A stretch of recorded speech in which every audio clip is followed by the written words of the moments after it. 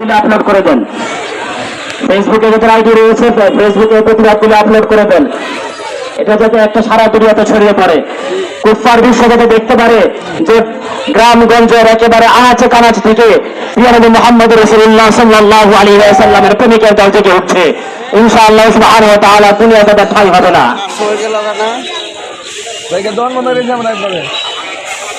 সম্মানিত তৌহিদি জনতা, আমরা যে রাস্তা দিয়ে যাব, কোন দোকানপাট বা রাস্তাঘাটে কোন গাড়ি যা আছে এগুলির মধ্যে আমরা হাত না দিই, বুঝছেন?